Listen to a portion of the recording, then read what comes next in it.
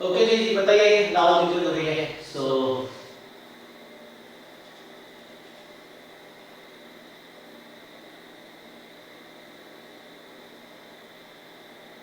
Sir मैंने group में share कर दिया।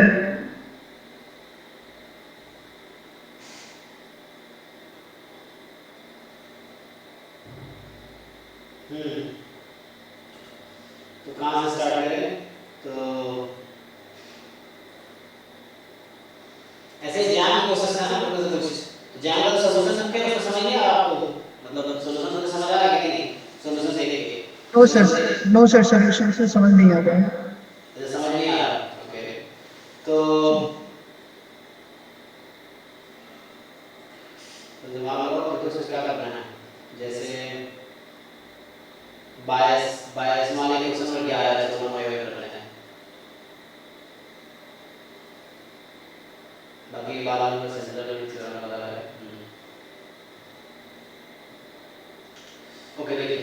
तो ये जो आपका है 12 नंबर क्वेश्चन है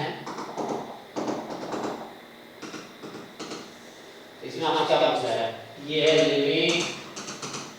n टेंड्स टू इंफिनिटी 1/2 की power n by 2 gamma n by 2 integration n plus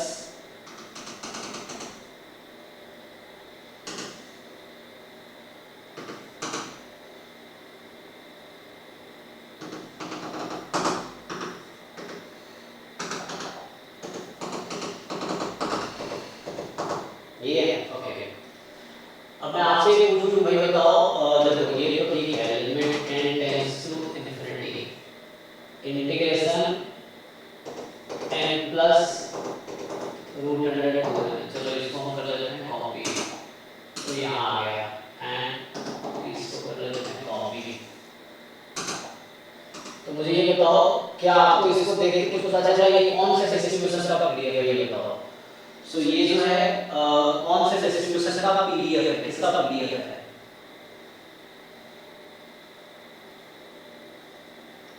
मुझे कुछ आपसे पूछना चाहिए आपका डाउट है ना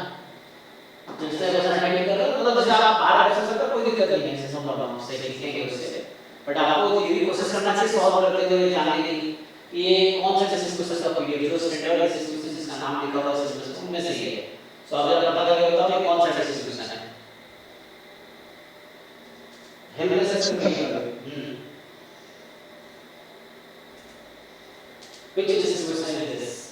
तभी तो होगा इसलिए आप क्वेश्चन नहीं सॉल्व करेंगे मतलब कोई क्वेश्चन सॉल्व नहीं होता है तो आप उससे पूछ सकते हैं क्यों सॉल्व नहीं हो रहा तो समथिंग इज देयर जिसकी वजह से सॉल्व नहीं हो रहा यहां पे सॉल्व नहीं हो रहा क्योंकि आपको नहीं पता है कौन सा सही है ये दो चीजें ये पीडीएफ बताना चाहिए और सेंट्रल लिमिट थ्योरम बताना चाहिए क्वेश्चन सेंट्रल लिमिट थ्योरम का है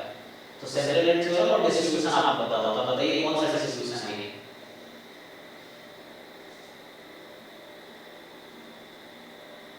कैसा होगा कैसा सॉल्व होगा ऐसे भी कुछ भी सॉल्व करते हो तो कोशिश नहीं करते जाने का कई इसको भी इंटीग्रेट करना तो है कभी ये गामा डिस्ट्रीब्यूशन भी है वही बात कई इसको n लिखो या लिखो गामा n by 2 1 by 2 तो जब मैं लिखता हूं x गामा डिस्ट्रीब्यूशन है सिर्फ डाउट नहीं होगा उसको थोड़ा बहुत हाथ पे माना पड़ेगा कि मतलब क्या होगा तो ये है बीटा का पावर अल्फा और गामा अल्फा x की पावर अल्फा माइनस मतलब तो पीडीएफ में देख के ही बता पाओगे तो तुम्हें नहीं पता सारा डिस्ट्रीब्यूशन के बारे में तो इसमें इनपुट करो तो ये इसका पीडीएफ होता है वो जो लिखा हुआ वही है इसमें थोड़ा सा लिखना है सो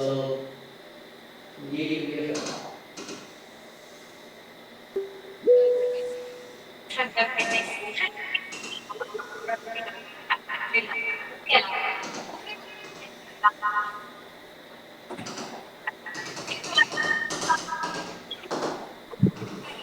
ये अमन आपका माइक ऑन है फुल म्यूट कीजिए सो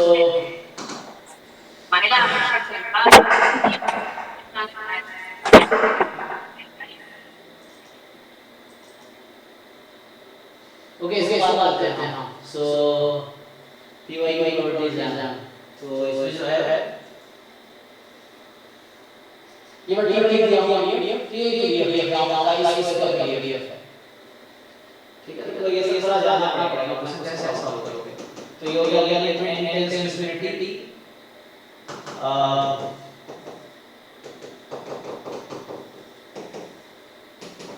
और ये PDF है। So this is PDF of x at t dt। तो ये हो गया limit n tends to infinity होगा by t x more than equal to n plus 200 ऐसा आ गया ये। सो ठीक है, अब इसके बाद आ जाएगा x क्या था, x is chi square with n degree of freedom। ये क्या होगा n वेरिएंट x कितना होता है 2n। सर पता है नहीं ऐसे कुछ दे रहे हो,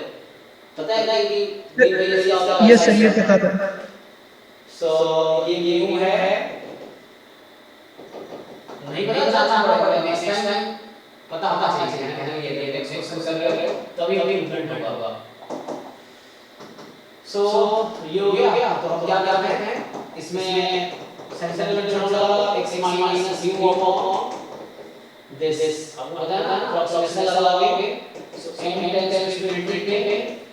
x माइनस u का इंटीग्रेट होगा z z जाएगा, ये आपका z z के बराबर आ जाएगा as n tends to infinity